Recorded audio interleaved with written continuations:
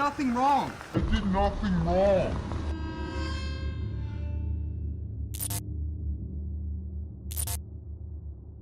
Pedophiles are universally despised, especially within the law enforcement community. But what happens when police officers discover that their colleagues are pedophiles? Starting with a senator who is supposed to be a lawmaker being exposed as a pedophile, here are 3 stories of law enforcement officers committing the reprehensible act of pedophilia. Starting with Ralph Shorty, who was a 2-term Oklahoma senator being caught soliciting a boy for sexual acts. On March 9, 2017, police received a report that a man had taken a juvenile with him to a motel. They reviewed the report and headed to the door just to confirm. After several knocks, the door opened to horrors inside. Come out before you get me worried. Show me your hands. Okay.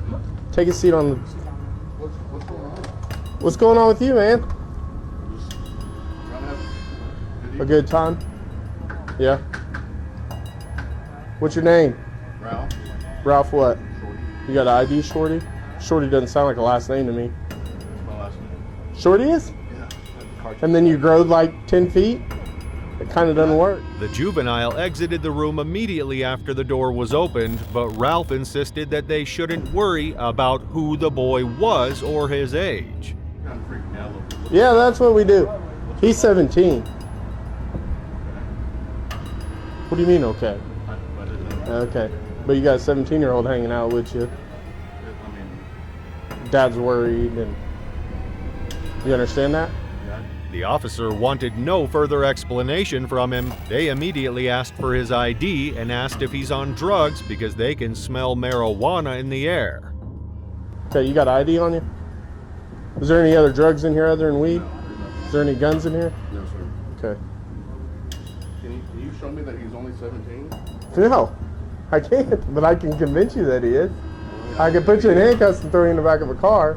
Okay, let's see an ID real quick.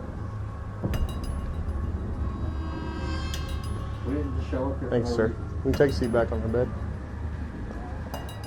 When the ID was checked, Ralph thought it ended there, but it was really just getting started. He was asked to come in for an investigation a few days later, and that's where more secrets were exposed.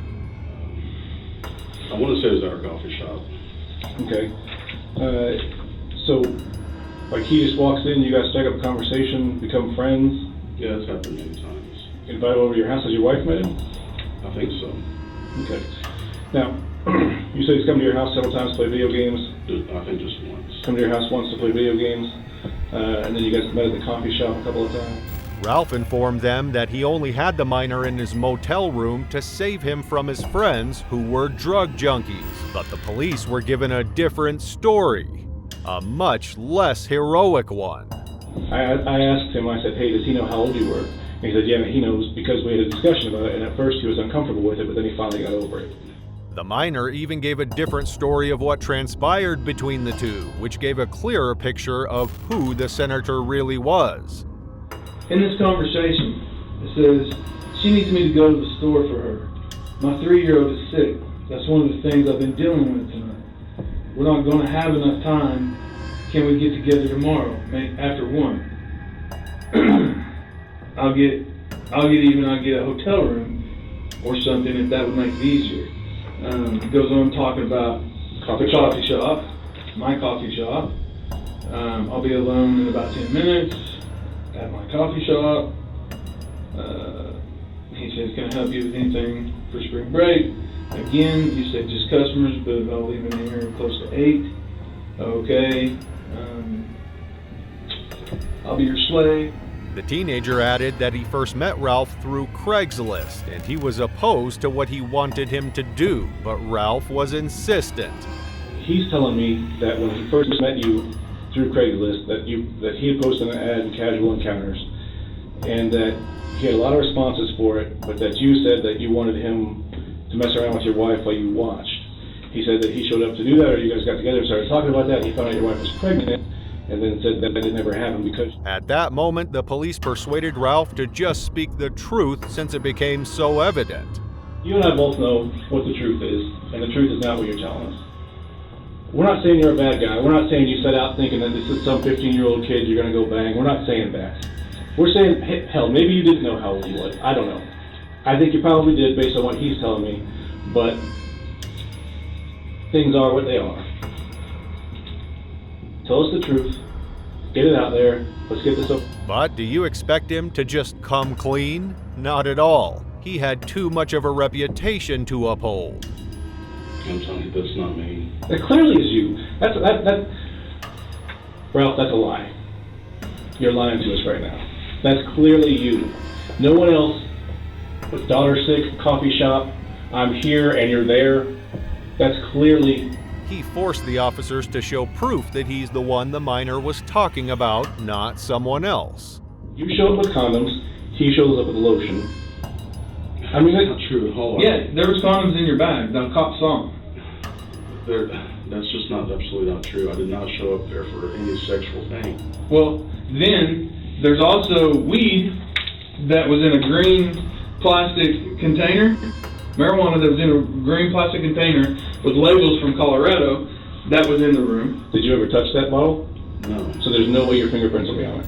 One of the officers left the interrogation room, giving Ralph some time to think about his choices. The officers might have even hoped that maybe he would come around when they continued their conversation, but still, he denied it. Earlier, if there had been any sexual contact in the past, does he allege that? He said you guys kissed. When? Before May of last year.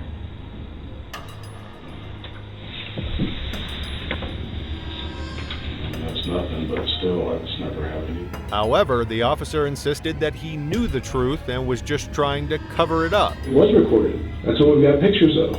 The conversation was recorded. I mean, that is so clearly you. You and I both know that's you. Anyone we show that to is going to know that's you. Well, that's the problem. It's not a problem. It's the truth. What I'm saying, the problem is that for some reason, you think that if you stick your head in the sand and ignore it, it's going to go away. It's not. Your best bet is to tell us the truth, tell us what happened, and then move on from this. Make this a bump in the road, not the road. Ralph was found guilty, resigned from his seat as a senator, and was sentenced to 15 years of imprisonment with an additional 10 years of supervised probation. That was grim because it's unexpected from someone of such caliber. But what would happen when someone tasked with arresting offenders is actually a perpetrator? That's what happened with on-duty Sandoval police officer Robert Strand. On May 25, 2022, the New Mexico Office of the Attorney General's Internet Crimes Against Children received cyber tips from the National Center for Missing and Exploited Children that one of their colleagues, 39-year-old Deputy Robert Strand, possessed pornographic materials on his phone. Go ahead and step out here. So we're going to do this, officer's going to switch out the cuffs, and then we will go ahead and take your holster and stuff off.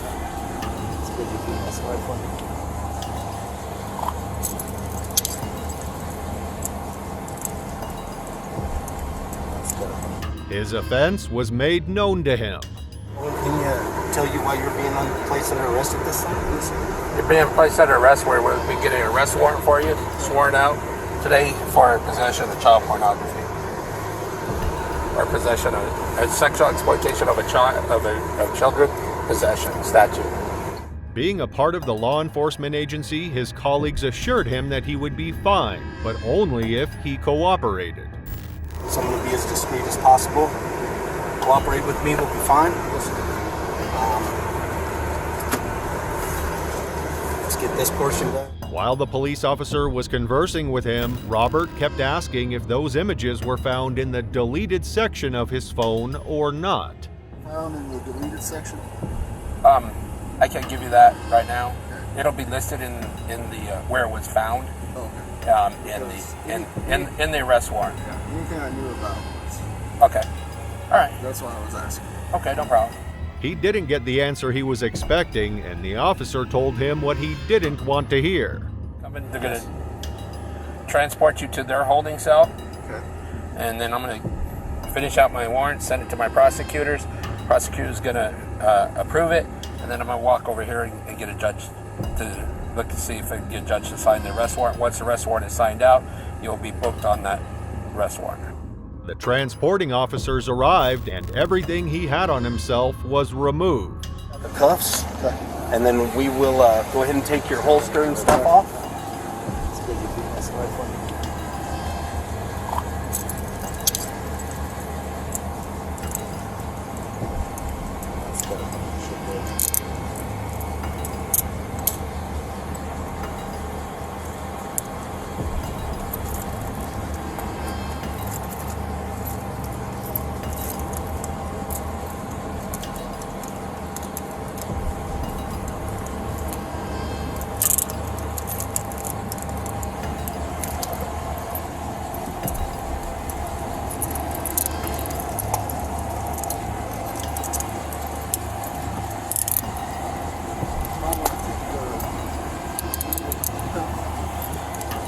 Yeah, we'll get all that stuff. When they arrived at the station, he had to remove his clothing and shoes before being shown his cell.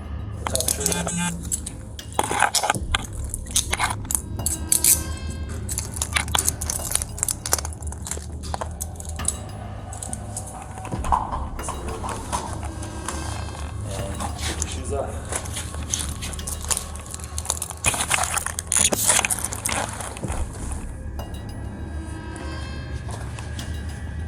Just like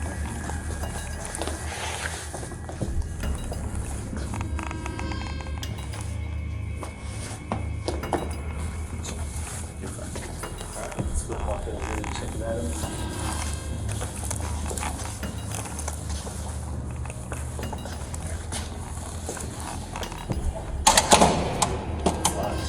Is there a better way to arrest an offender than the manner in which this interrogator arrests her colleagues? The following anecdote is about an interrogator who used her experience to make her fellow cops spit out evidence. On April 30th, 2020, San Diego County Sheriff Deputy Jaylene Fleer was accused of soliciting minors for sexual acts and was called in for questioning.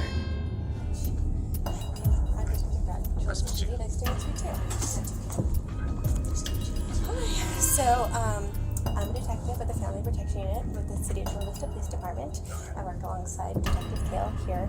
We're actually doing an investigation on some allegations that we have to obviously look into. You're a law enforcement officer. With the way the interrogation started, the interrogators appeared to not be serious about the allegations and were only taking a due diligence approach. It's a voluntary interview, and so I just want to make sure that you're aware of all of those things. And so I'm going to just have you, and this is one of those forms that they give everybody, so it doesn't really fit. So if I just happen to cross out as I'm going along, Okay. sorry about that. So it says, thank you for coming voluntarily to, and then we'll go ahead and just put the admin office. Despite the fact that the allegation was strong enough to warrant an investigation, Fleer had yet to be detained and in fact came in voluntarily for the interview. Maybe he wouldn't have come in at all if he knew everything would change from that moment on. With us, of course, in regards to the report that we're investigating, you're not under arrest and you are not being detained. Do you understand? Yeah. I'll have you go ahead and write it in. And you can initial or say yes. Just whichever. initial. Yeah. And if you would just go ahead and read the next one.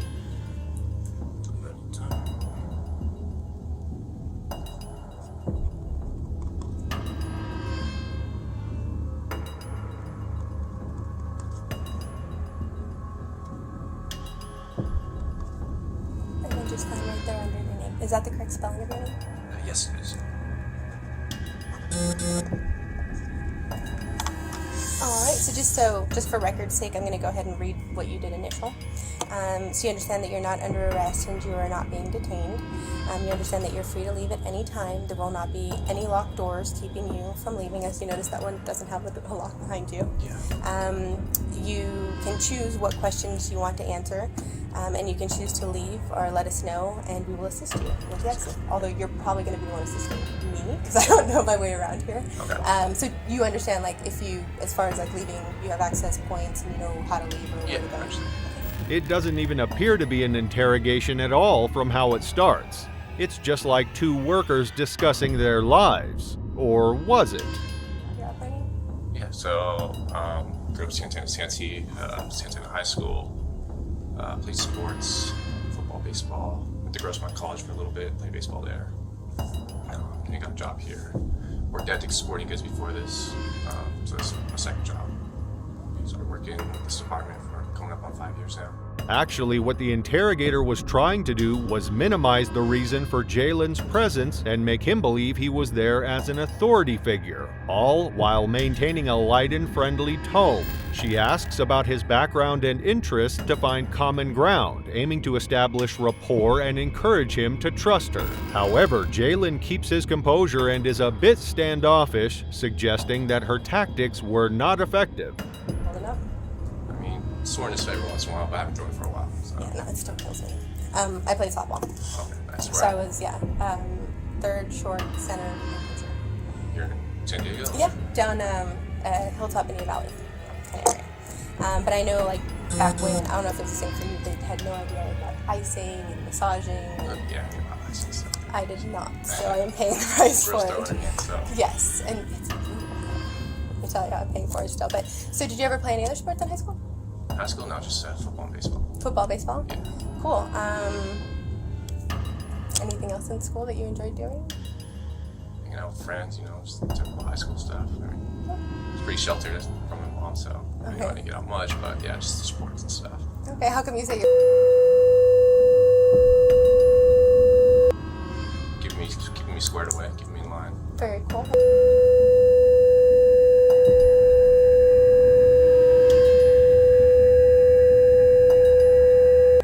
And have you...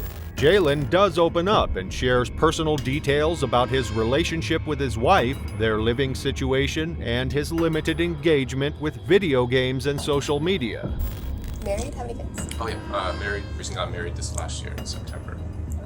We have a kid due on the way in August. Oh, okay. Boy, girl? Boy. Very nice. Unfortunately. Yeah. Were you, like, hoping for Oh, a no, girl? I said looking forward to it. Oh, looking forward. I thought you said unfortunately. I'm No, I'm excited. Yeah. Okay, that's cool. And your wife, how long have you known her? Actually, preschool. We met in preschool, went separate ways. Met her back in high school. Things like I was trying to date her, but she was playing it hard to get again. Yeah. Then college came around, tried again, and actually ran into her in PB about 3 years ago. Okay. And yeah, we reconnected then. Got married, had a family, bought a house. It's nice, you don't hear stories that go that far back. When the conversation broached the topic of his social media accounts, Jalen tried to divert the conversation, but the interrogator was ready to jump on it. How about social media? Are you active on social media at all? Facebook and Instagram. Had Snapchat back in the day, got rid of that with my wife. Got caught in the academy with her and some stuff. But, Can you tell me about that, or? It was with another recruit in the academy, but... Jalen even makes an attempt to divert responsibility for any potential wrongdoing on his Snapchat account by stating that he had deleted the app, but not necessarily the account. Communicating with another recruit. I was back in, I stopped, everything got cut off, got rid of, I didn't delete the Snapchat, I just deleted the app, so I haven't used it for Then the interrogator asked for his usernames and email addresses. Did she really expect him to reveal that? But the interrogator remained persistent in seeking this information. Jalen kept guarded about sharing it, which raised suspicions about Jalen's past online activities even more. Just because I like to jot down everybody's social media when I can. What's your Facebook login? Like your username? Just under Jalen Flair. What's your name? Yeah. Okay, cool. And then you said Instagram? Instagram, yeah. Okay. What's your Instagram username?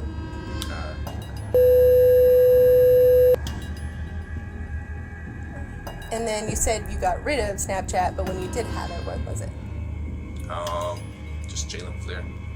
Okay.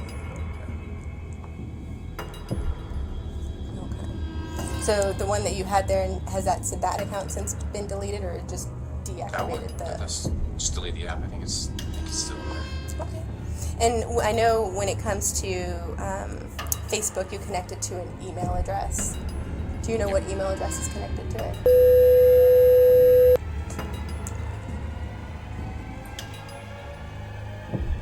And And then your Instagram account with same email? I think so, yeah. And I know sometimes with Snapchat, they'll have you either sign up with a phone number or an email. I believe it's my phone number.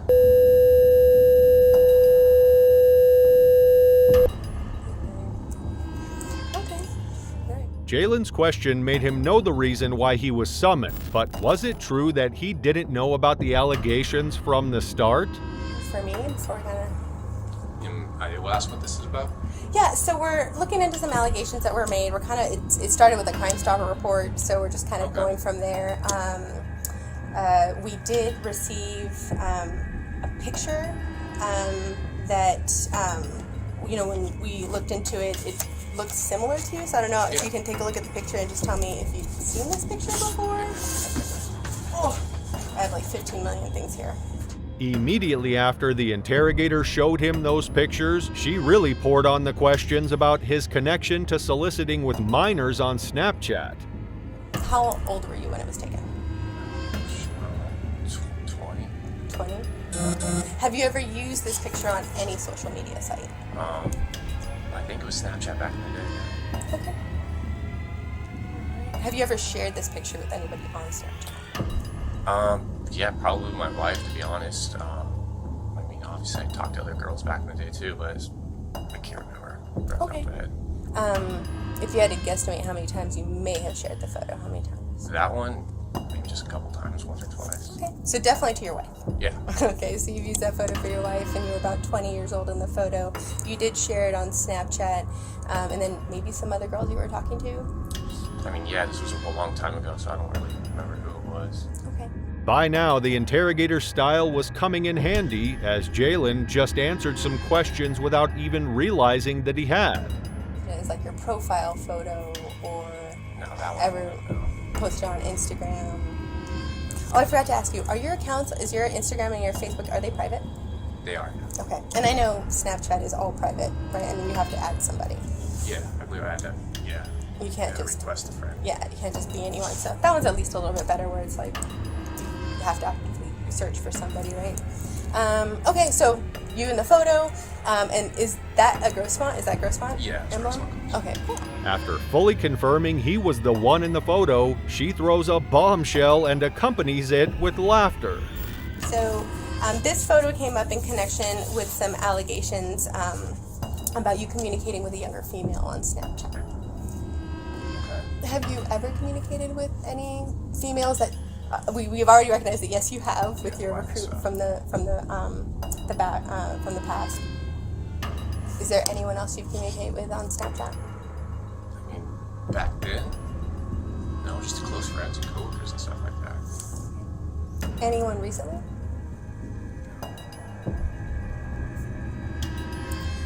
Is there any reason why your phone number and email might be linked to a different Snapchat account? No, never had it. Just in jail too. It was at this moment Jalen wanted to stop talking and have his lawyer do the rest. But as usual, the interrogator downplays the severity of the situation and gets him to continue talking. Have lawyers on. So right now, and I'll go over the behavior with you, we're investigating allegations that were made that you were communicating with a younger female on Snapchat, and potentially some material might have been shared. Okay. Some photos, some images, stuff like that. So we, of course, want to be able to hear what happened from your side, if that in fact did occur, or if it didn't occur, we want to always... He even revealed that he's been on the Tinder app, which the interrogator didn't ask for. So I did meet some people on Tinder and stuff.